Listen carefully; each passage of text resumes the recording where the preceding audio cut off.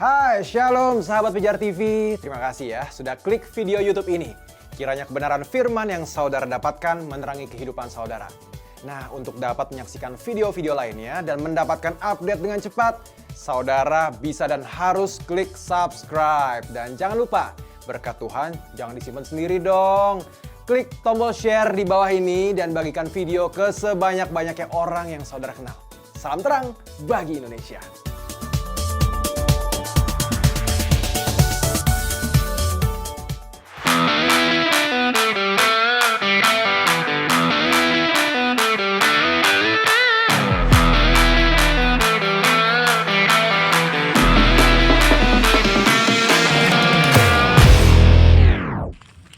Yo, selamat bergabung di Jesus is the Answer bareng gue Christopher Tapiheru. Program ini dibuat untuk menjawab pertanyaan-pertanyaan unik, sederhana, sehari-hari, namun penting untuk dijawab berdasarkan kebenaran firman Tuhan. Program ini didukung oleh The Messenger Clothing, Ham Jeans School, dan Patrobasius. Teman-teman bisa dapetin kaos yang gue pakai ini online at Messenger Store. Patrobasius juga bisa kamu dapatkan secara online di Shopee atau Tokopedia. Serta bisa dapetin juga nih celana yang gue pakai ini di online store Ham Jeans School. Teman-teman juga bisa dapetin kaos, sepatu, dan celana ini gratis dengan mengirimkan pertanyaan, cerita pengalaman, atau kirimkan permohonan doamu ke nomor WhatsApp di bawah ini setelah menonton program ini. Yang terpilih akan mendapatkan giveaway dari kolaborasi Pijar TV, The Messenger, Patrobasius, dan Ham Jeans School. Kali ini kita akan membahas tentang menginjil. Tapi sebelumnya kita akan saksikan apa jadinya kalau sahabat muda Pijar ditanya soal berikut ini. Nama gue Bobby, umur 25. Pekerjaan melayani orang yang nggak bisa melayani. Halo, saya Ruth, umur 29 tahun, pekerjaan pegawai swasta. Saya Hugo Sebastian, pekerjaan saya karyawan swasta, umur saya 30-an tahun. Nama saya Nelson, usia saya 36, pekerjaan saya ngulik. Nama saya Yosua Aprilian, umur saya 17 tahun, pekerjaan saya dari Lina Job Street.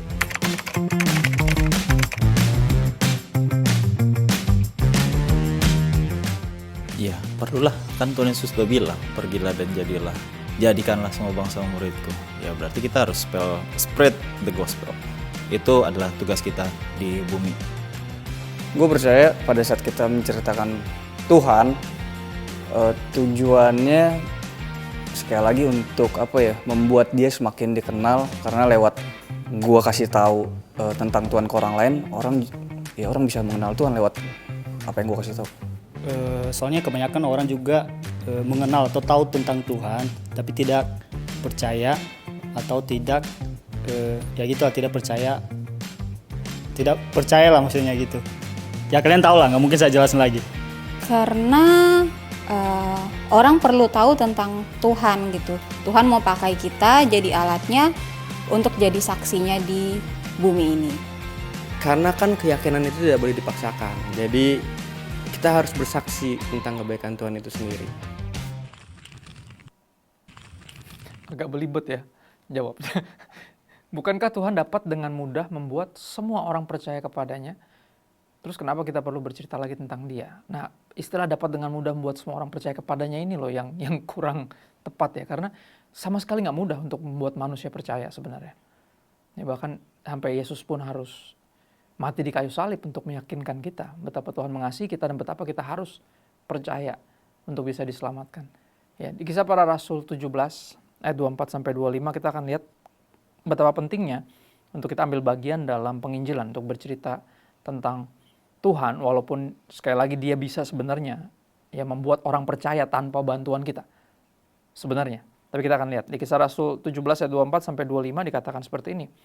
Allah yang telah menjadikan bumi dan segala isinya, Ia yang adalah Tuhan atas langit dan bumi, tidak diam dalam kuil-kuil buatan tangan manusia, dan juga tidak dilayani oleh tangan manusia seolah-olah Ia kekurangan apa-apa. Karena Dialah yang memberikan hidup dan nafas dan segala sesuatu kepada semua orang. Ya, ini ayat pengingat bahwa Tuhan tidak perlu bantuan kita sebenarnya ya untuk menginjil. Ya, untuk membuat orang jadi percaya. Tapi ini yang menarik. Ya, kalau Tuhan tidak perlu bantuan kita, artinya dia tidak sedang berbagi tugas karena dia nggak perlu bantuan kita. Dia bisa mengerjakannya sendiri. Tapi gini, berarti ada yang sedang dia bagi sebenarnya. Ya, ada yang dia rindu untuk bagikan. Kalau bukan tugas, terus apa yang dia rindu bagikan bagi kita? Jawabannya adalah sederhana. Dia rindu untuk berbagi sukacitanya dengan kita. Ya, namanya istilahnya sukacita sorga. Gini, izinkan gue ceritain pakai ilustrasi kayak gini. Ya, ada seorang ayah ya bekerja dan dia rindu suatu hari bilang sama anaknya yang lagi libur sekolah, bilang gini, ikut papa yuk, kamu pengen tahu nggak papa selama ini tuh ngerjain apa sih? Profesinya apa? Oke, akhirnya tuh anak karena libur, akhirnya ikut tuh anaknya sama papanya. Sampailah di tempat bapaknya bekerja, dan bapaknya ternyata kayak semacam mandor gitulah dari proyek pembangunan rumah. Ya akhirnya anaknya jadi ngerti, oh ini papa saya kerjaannya tuh ini. Gitu ya, akhirnya bapaknya lanjut kerja, anaknya ada di situ. Karena anaknya ngapa-ngapain, pasti kan bosen ya. Daripada ntar rese, mendingan dikasih kerjaan kan gitu. Akhirnya bapak yang lihat anak ini, oh yaudah kita kasih pelajaran sedikit lah tentang pembangunan rumah gitu ya, tentang itu. Akhirnya diajarin masukin paku pakai palu gitu ya di satu kayu kecil. Akhirnya tuh anak belajar ya ngaco-ngaco, pakunya penyok segala macam lah. Dan akhirnya udah mulai bisa, bapaknya lanjut lagi kerja dan anak ini ada kerjaan sedikit ya, masukin paku gitu. Tapi gini, sejujurnya anak ini sebenarnya tidak membantu apa-apa dalam proyek pembangunan rumah itu. Ya. Tapi dan ayahnya pun juga malah jadi ribet sebenarnya gara-gara ada kehadiran anak itu. Tapi ayahnya suka. Ayahnya senang, kenapa? Karena ayahnya akhirnya bisa membuat anak ini menyadari apa yang papanya kerjakan selama ini.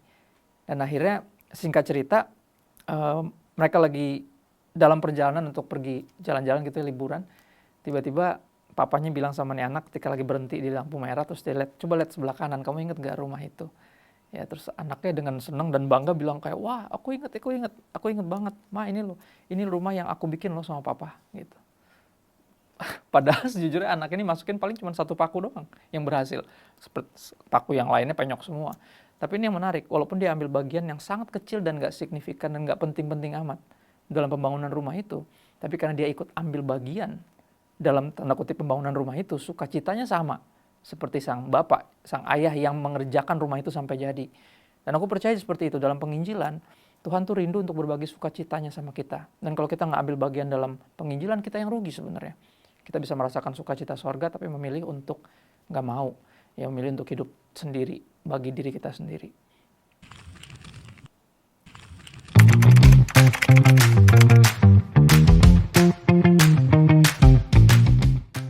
Cara menginjil yang paling efektif di masa sekarang ini paling bisa berbaur aja sih sama orang-orang yang masih lingkungannya masih atau circle-nya masih banyak yang belum takut akan Tuhan. Jadi berbaur aja, jadi garam lah di tengah-tengah mereka gitu. Cara menginjil yang paling efektif di masa sekarang ini kan masanya sosial media, semuanya bikin konten. Itu yang harus kita pergunakan dengan menggunakan media dengan positif, jangan negatif. Melalui media sosial sih menurut saya, karena itu yang paling banyak diminati masyarakat gitu. Entah Instagram, entah Twitter, entah media sosial apapun juga gitu. Itu adalah yang terbaik buat memberitakan Injil Tuhan.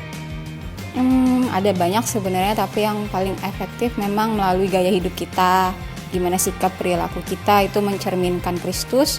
Bisa juga lewat sosial media yang kita punya gitu. Pertama sosial media, yang kedua komunitas, lewat komunitas, komunitas sih, itu dua hal itu.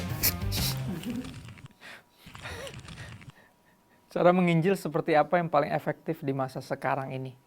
Di luar dari semua jawaban yang bagus banget ya tentang penggunaan sosial media atau apapun itu dalam komunitas dan segala macam, coba kita lihat esensinya dari penginjilan yang efektif bahkan dari masa ketika Alkitab ya ditulis. Markus 5 ayat 18 sampai 20. Ada satu kisah tentang orang yang kerasukan setan. Banyak setan ya di Gadara atau Gerasa. Dan di ayat 18 kita jemput dia udah sadar, udah sober, udah semua setannya udah dikeluarin dari dia, udah diusir. Ya, dan dia benar-benar udah sehat lah, udah waras kembali. Menarik adalah di ayat 18 dibilang gini, pada waktu Yesus naik lagi ke dalam perahu, orang yang tadinya kerasukan setan itu meminta supaya ia diperkenankan menyertai dia. Yesus tidak memperkenankannya, nggak dibolehin orang ini ikut. Tetapi Yesus berkata kepada orang itu, pulanglah ke rumahmu, kepada orang-orang sekampungmu, dan beritahukanlah kepada mereka segala sesuatu yang telah diperbuat oleh Tuhan atasmu dan bagaimana ia telah mengasihani engkau. Ya, jadi mau ikut, mau jadi salah satu murid nggak diizinin. Yesus bilang suruh pulang ke kampungnya, di mana lu terkenal gila dulu ya ketika lu kerasukan banyak setan, lu terkenal garang, liar, balik ke situ. Ya terus ceritain apa yang Tuhan perbuat atasmu. Ya bagaimana ia telah mengasihanimu. Orang itu pun pergilah dan mulai memberitakan di daerah Dekapolis segala apa yang telah diperbuat Yesus atas dirinya, dan mereka semua yang mendengar dia tentunya menjadi heran. Ya, nampaknya penginjilan paling efektif dari dulu sampai sekarang adalah bentuknya kesaksian sebenarnya. Bersaksi. Ya bersaksi. Nah kita mesti bisa bedain nih bersaksi sama nyombong. Ya karena banyak orang terjebak. Nggak bisa bedain soalnya. Gini, bersaksi itu menceritakan apa yang Tuhan perbuat atas kita. Apa yang dia lakukan kepada kita. Bukan menceritakan yang sebaliknya. Bukan menceritakan apa yang kita lakukan untuk Tuhan. Bukan. Tapi apa yang Tuhan lakukan untuk kita. Ya kita bersaksi seperti itu. Makanya tadi Yesus pun bilang gitu, ceritain ke orang-orang apa yang Tuhan perbuat atasmu, bagaimana ia telah mengasihani engkau. Ya kita bersaksi dalam tiga bagian yang penting ini dan sederhana. Yang pertama, kita ceritain kehidupan kita sebelum kita bertobat. Ya seperti apa kehancuran kita, kegagalan kita, kesesatan kita, kedablekan kita, kepala batuan kita. Pokoknya semua diceritain sebelum kita bertobat, kita ceritain hidup kita seperti apa. Berikutnya, kita ceritakan juga bagaimana kita bisa akhirnya bertobat. Bisa akhirnya percaya sama Yesus. Ya, bisa percaya Yesus sebagai Tuhan. Kita ceritain juga itu momen itu. Ya gimana tuh prosesnya. Nah yang terakhir adalah apa? Kita antara ceritain perubahan hidup atau perubahan hidup yang sekarang nih udah bercerita sendiri gitu loh tentang perubahan yang telah Tuhan kerjakan dalam diri kita. Ya, dan itu cara kita bersaksi sebenarnya. Dan ini penginjilan yang paling efektif. Ya entah langsung atau melalui sosial media atau nanti melalui platform apapun nanti di kemudian hari. Intinya adalah bersaksi. Makanya dibilang apa? Bahkan kamu akan dipenuhi Roh Kudus. Kamu akan menjadi saksi dimanapun engkau berada. Gitu.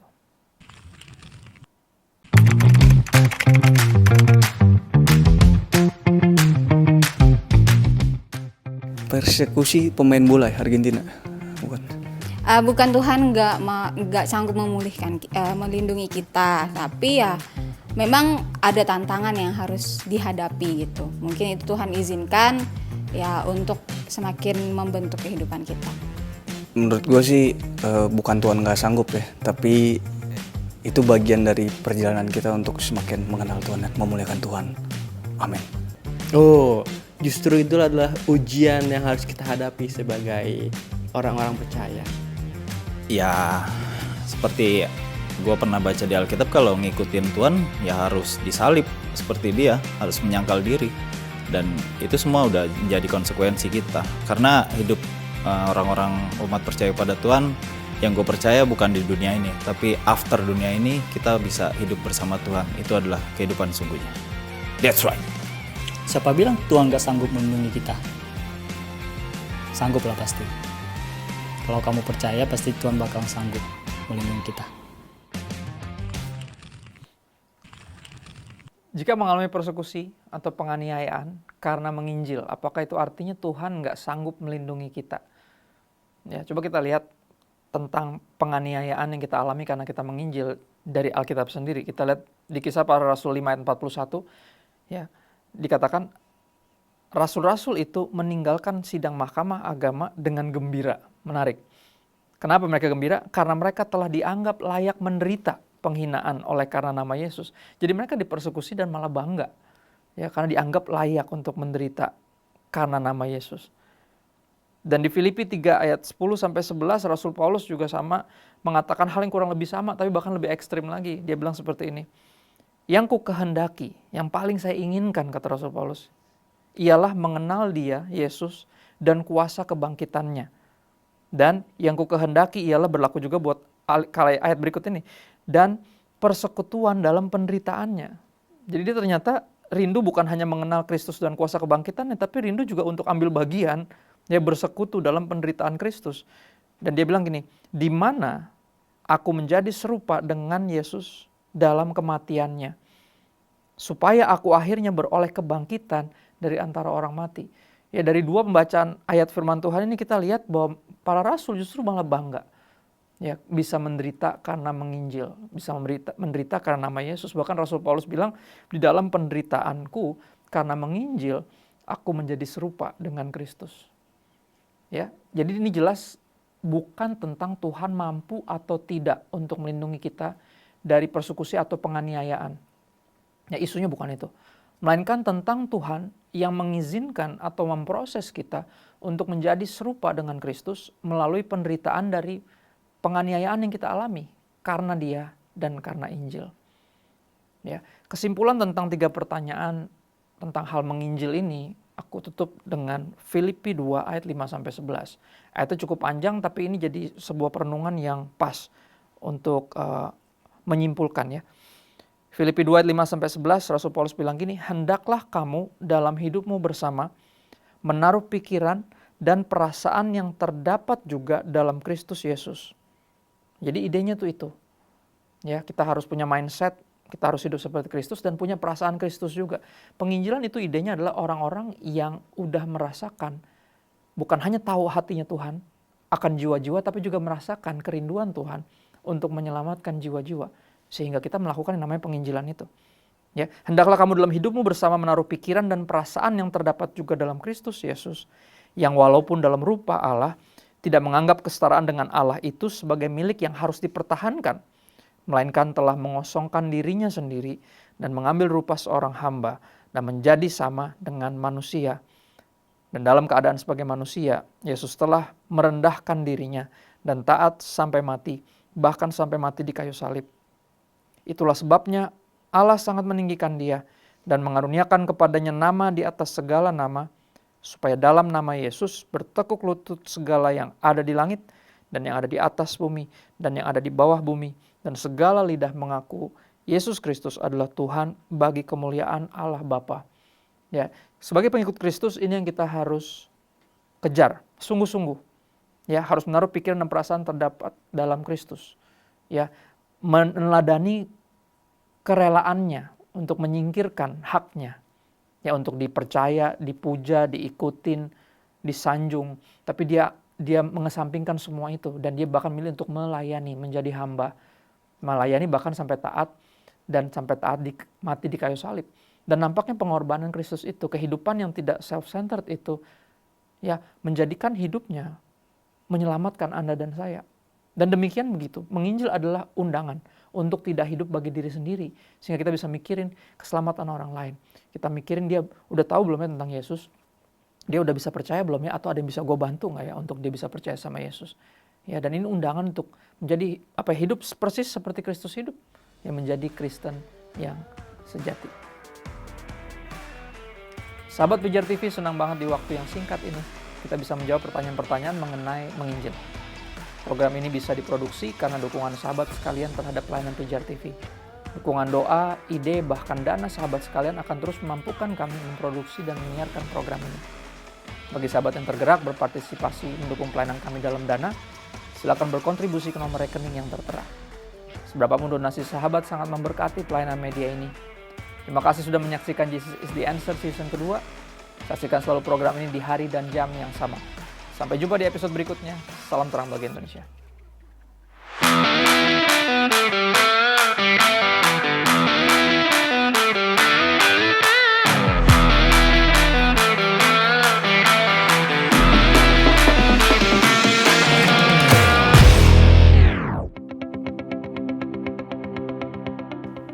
Sahabat Pijar TV, terima kasih sudah menjadi pemirsa setia program-program Pijar TV. Kami sungguh rindu agar saudara bukan saja diberkati dengan menyaksikan program-program ini, tetapi juga dapat berinteraksi dengan kami untuk berdiskusi dan bahkan didoakan melalui WhatsApp dan telepon yang tertera di layar kaca ini.